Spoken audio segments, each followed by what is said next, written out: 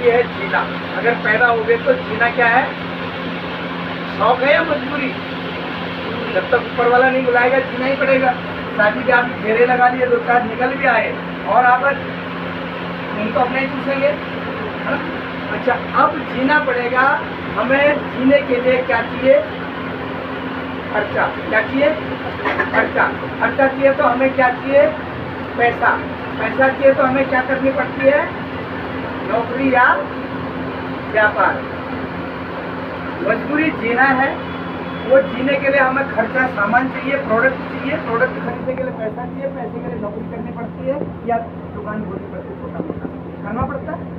अच्छा, अब ये जो पैसा हमने यहाँ से कमाया, ये पुरानी व्यवस्था में जा रहा था 50 की चीज 110 में, यानी 60 रुपये जो ना हमारे घर के न घाट के, और हमें उनके लिए जेब से पैसा देना पड़ रहा था। पता नहीं था अभी, है ना? मामा की चाचा की दुकान, पापा जी की दुकान क्यों ना हो, 2 बार जाएगी, 150 का ले आएगी, बेटा 500 रुपये का घर में सामान ले जा, बेटी है।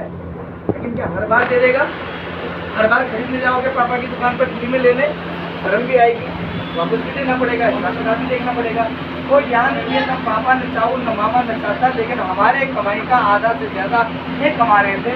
हमारी कंपनी ने कहा भैया अगर ज़िंदगी में पैदा हो गए तो जीना तो मजबूरी है, और जीना मजबूरी का प्रोडक्ट चाहिए तो प्रोडक्ट बनाना मजबूरी है। प्रोडक्ट बनाना, सामान बनाना शौक है या मजबूरी? आपने पढ़ा होगा कि आवश्यकता आविष्कार की जननी है। Necessity is the mother of invention, है ना? भूख लगेगी तो खाना खाएंगे ही, चाहे कौन सी रोटी खाए, वो बाद में निकल के आया, है ना? अगर मुझे बोर्ड में समझाना था तो ये मार्कर एक ऐसा टूल बनाया जाए। एक जमाना था मिट्टी खड़िया से चौक से लिख लेते थे, आज वो जमाना रहा नहीं, तो ये इसका आविष्कार हुआ। ये जरूरत पड़ी तभी हुआ ना, ये तो बचपन में तो मैंने तख्ती पे पढ़ाया, काठ की तख्ती, उसमें मालिश कर करके चिकना टुकड़ा बना के और जमीन से खड़िया सफेद मिट्टी और एक बांस की कलम बना के उससे मैंने वो आज सीखा है, मेरा जो बचपन बीता है। तो ये इन बिचौलियों को कहा भैया तुम मुनाफाखोरी कर लो, मिलावट कर लो, महंगा तुम्हारी डबल होता है। जीना मजबूरी है, प्रोडक्ट बनाना मजबूरी है। प्रोडक्ट कौन बनाएगा? और हमने जीना है और इस्तेमाल करना है, ये भी हमारी मजबूरी है या नहीं है? जीना है तो मजबूरी है कि नहीं? इस्तेमाल करना हमारी मजबूरी, बनाना उसकी मजबूरी। बाकी बीच वालों का क्या काम? बोला भैया ऐसा है, तुम यहाँ से हटो, सीधी लाइन में आ जाओ, 2 कदम हम चलते हैं, 2 कदम तुम चलो, यहाँ पर एक बीच में सेंटर ओपन कर दिया जहाँ समीना जी को सेल करने के लिए अपॉइंट कर दिया। सेंटर किसका है ये? समीना का। यहाँ पर प्रोडक्ट बताना, गाइड करना, बिल काटना कौन कर रही है? ये कर रही है। कोई बिचौलिया तो नहीं रहा। अब जो ये 50 का 110 मिल रहा था, लेकिन खर्चा यहाँ भी आएगा। कंपनी को तो 50 यहाँ भी लग रहे थे, और कंपनी ने 30 वाले को हटाया तो यहाँ तक माल भेजने की कोशिश करी, बोला 5% टैक्स और भाड़ा भी जाएगा, ठीक है।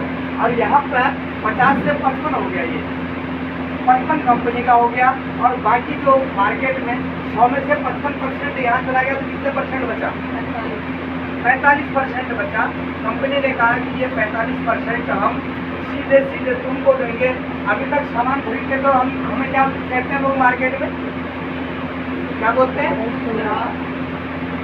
जिसके हक में ग्रहण लग जाए, जिसके हक को कोई दूसरा छीन के ले जाए, वो ग्राहक कहलाता है। अंग्रेजी में इसको बोलते हैं कस्टमर, लेकिन हिंदी में कष्ट झेल और ना बर्दाश्त करे तो कस्टमर। क्यों? क्योंकि तू कमाता 100 है और 60 इनको देता है, 40 में बच्चों को पालता है, तो बच्चे बेचारे सरकारी टेंट के स्कूल में जाएंगे, नमक से रोटी खानी पड़ेगी। एक आलू एक मूली का तड़का बना के तरी उसी से रोटी खानी पड़ जाएगी, बढ़िया खाने को नहीं बचेगा। बढ़िया कौन खा रहे हैं? बीच वाले। ये एक प्रकार से हमारा सिस्टम, ये तो पुराना तरीका था, बाप दादा से हमारा अवशोषण हो रहा है, एक्सप्लॉयटेशन हो रहा है, खून चूस रहे हैं और मजे ले रहे हैं।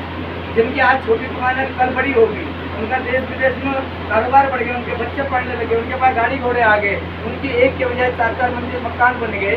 आप 25 साल पहले भी जैन दुकान से खरीद रहे थे, आज भी खरीद रहे हैं, आपका मकान कितना बना? 25 साल में 25 दिवाली चलेगी। जैन ने कौन सा कैलेंडर दिया आपको? कभी 50 रुपये की घड़ी, दीवार घड़ी देता है जैन प्रोविजन स्टोर, याद रहेगा तो। पुराने टाइम में था, कभी का दिया 1 रुपये का कहीं नहीं दिया। समझ में बात आ रही है? बात समझ में आ रही है आपके? तो कहने का मतलब है कि ये सदियों से जो चल रहा था, बाप दादा को चूसते गए, अगर हम सिस्टम में आए तो इन्होंने कहा कि 50, 5 टैक्स 55 और बचा 45, यहाँ कस्टमर मर रहे थे, यहाँ आप डिस्ट्रीब्यूटर हो गए। यहाँ क्या नाम हो गया आपका? डिस्ट्रीब्यूटर। डिस्ट्रीब्यूटर माने माल का यूज भी करो, माल को प्रोडक्ट को सेल भी करो, लोगों को प्रमोट भी करो, जगाओ भी। आपने टीवी विज्ञापन शोरूम बड़े बड़े हॉल देखे जहाँ से टीवी लाते हो, जहाँ से फ्रिज लाते हो, जहाँ से AC उठा के लाते हो, वो सैमसंग या किसी का मोबाइल लेके आते हो, वहाँ एक बोर्ड में बड़ा बड़ा लिखा रहता है जैन मोबाइल सेंटर इस सैमसंग कंपनी का ऑथराइज डिस्ट्रीब्यूटर है, और उसमें 10, 20, 50 या 1 करोड़ रुपया लगाया होता है, बड़ा शोरूम खुला होता है, तब वो बेच रहा है पब्लिक को। तो यहाँ पर आप एक पैसा लगाया आपने क्या? आपने कोई यहाँ पैसा लगाया आज सिम में? कोई यहाँ 2, 4, 6 घंटे आप ड्यूटी कर रहे हो आज सिम में? कोई आपके घर से पैसा गया, किसी की तनख्वाह दे रहे हो, कुछ गया आपसे? सारा काम कंपनी का है, और जो बैठे हैं उनको भी कंपनी की सेल से प्रॉफिट दे रही है। आपने दुकान पे आना है, जो गली की दुकान से खरीदते थे वो वहाँ से निकल के यहाँ से खरीदता है। ये समझ में आ गया? जब यहाँ से खरीदना है तो आपको यहाँ से बेनिफिट मिलने वाला है। वो बेनिफिट शुरू में बहुत थोड़ा मिलेगा, वो बेनिफिट शुरू में बहुत थोड़ा मिलेगा और धीरे धीरे वो बढ़ने लग जाएगा। ठीक है, कुछ देर बैठ जाए शांति से, कुछ लंबा मत करें, ट्रांसफर नहीं होता, 5-7-10 मिनट होना चाहिए। अच्छा, अब मैंने कहा कि इस वजह से 45% बचा।